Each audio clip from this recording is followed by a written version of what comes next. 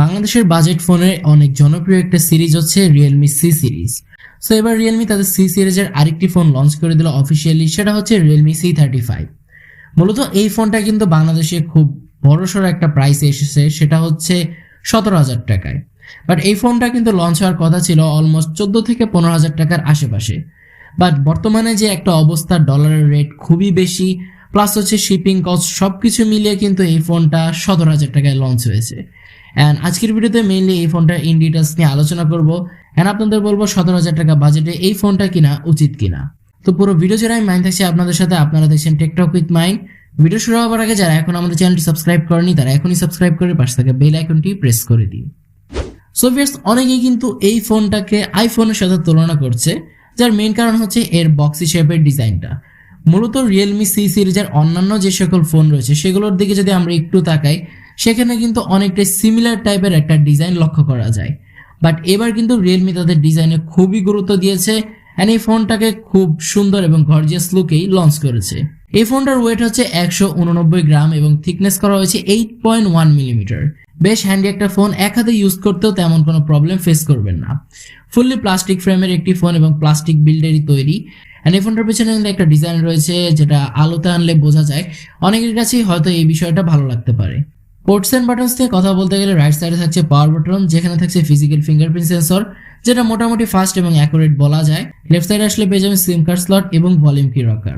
নিচে আসলে পেয়ে যাবেন speaker grille, USB type C charging port, 3.5 millimetre headphone jack এবং নয়েজ ক্যান্সেলেশন মাইক। সো মূলত এই ছিল এই ফোনটার full looks and build quality, এবং আসলেই এই ফোনটার লুকস কিন্তু খুবই জোস এবং বিল্ড কোয়ালিটি আমার কাছে মোটামুটি ভালোই মনে হয়েছে। এর ফ্রন্টে পেয়ে যাবেন একটি ফুল ভিউ ডিসপ্লে, যেটার মাঝ বরাবর ওয়াটার ড্রপ নচের মাধ্যমে সেলফি ক্যামেরাটি বসানো রয়েছে। মূলত এই বিষয়টা আমার কাছে খুবই খারাপ লেগেছে।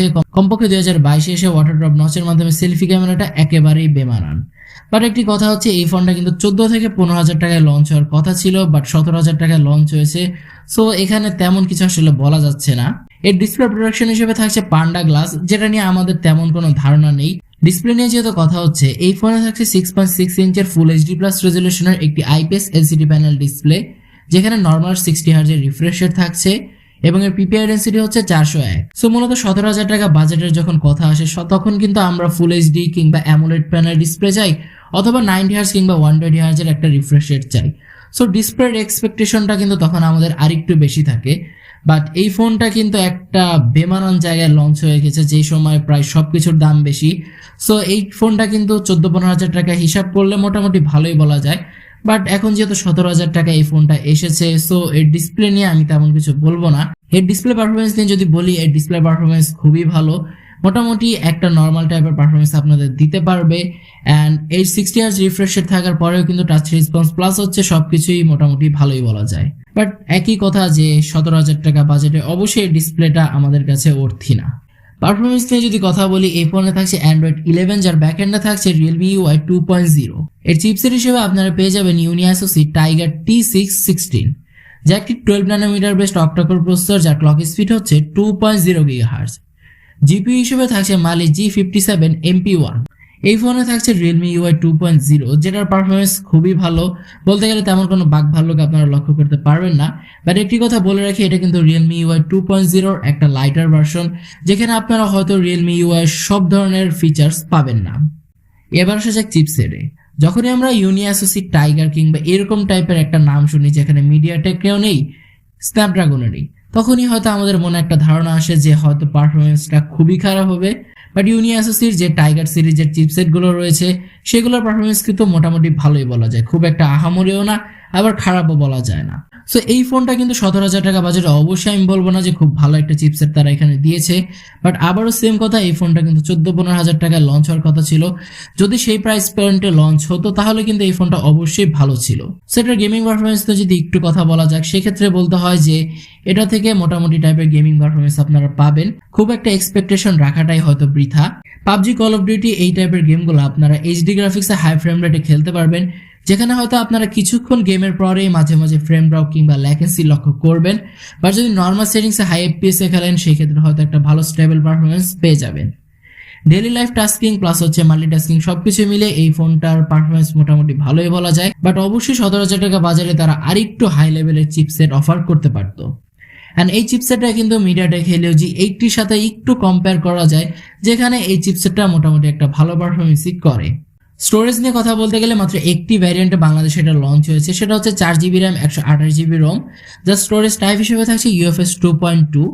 এবার যদি ক্যামেরা নিয়ে কথা বলি, এই ফোনে থাকছে ট্রিপল ক্যামেরা সেটআপ, যার মেইন ক্যামেরা হিসেবে থাকছে 50 মেগাপিক্সেলের একটি ওয়াইড ক্যামেরা, 2 মেগাপিক্সেলের একটি ম্যাক্রো শুটার এবং 0.3 মেগাপিক্সেলের একটি ডেপথ সেন্সর।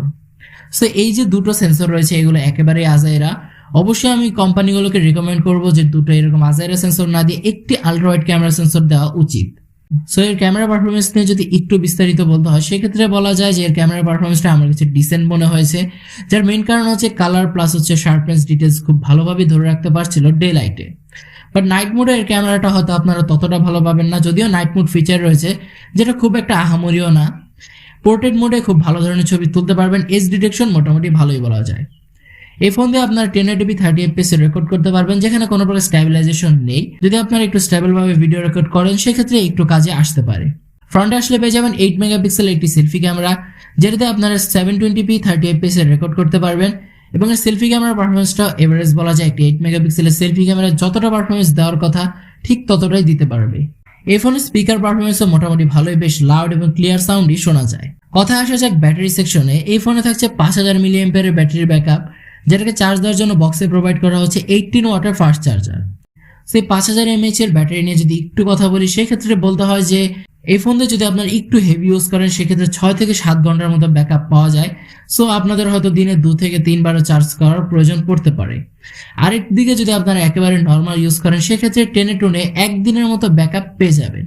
আর এখানে যে 18 ওয়াটের ফাস্ট চার্জারটা রয়েছে, এটাতে অলমোস্ট 2 ঘন্টা 10 থেকে 15 মিনিটের মতো সময় লাগবে এই 5000 mAh ব্যাটারিকে চার্জ করতে। সো এবার যদি বলা হয় এই ফোনটা 17,000 টাকা বাজেটে কেমন, সো আমি যদি বলি 17,000 টাকা বাজেটে বর্তমানে যে সকল ফোন ছিল সেগুলো কিন্তু এখন আর নেই।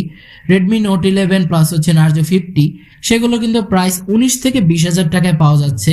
সো এর নিচে কিন্তু এই ফোনগুলো আপনারা পাবেন না। সেই বাজারে এসে রিয়েলমি C35টা আমার কাছে খুব একটা খারাপ মনে হয় নাই। যদি এই ফোনটা 14-15,000 টাকায় লঞ্চ হতো তাহলে তো অবশ্যই ফাটিয়ে দিত, বাট যেহেতু 17,000 টাকায় লঞ্চ হয়েছে এবং বর্তমান অবস্থা খুব একটা ভালো না, সেক্ষেত্রে আপনারা এই ফোনটা নিতে পারেন। গুড লুকিং প্লাস হচ্ছে একটা মোটামুটি টাইপের পারফরমেন্স পেয়ে যাবেন। আর আপনার এক্সপেকটেশন যদি খুব হাই লেভেলের না হয় সেক্ষেত্রে আপনারা এই ফোনটা অবশ্যই দেখতে পারেন, খুব একটা খারাপও নয়। আর আজকের ভিডিওটি ছিল এই পর্যন্ত। ভিডিওটি ভালো লাগলে অবশ্যই ভিডিওতে একটু লাইক করে দিবেন এবং ভিডিও সম্পর্কিত যে কোনো প্রশ্ন কমেন্টে জানাতে ভুলবেন না। দেখা হবে পরবর্তী কোনো ভিডিওতে, সে পর্যন্ত সবাই ভালো থাকবেন, সুস্থ থাকবেন। আল্লাহ হাফেজ।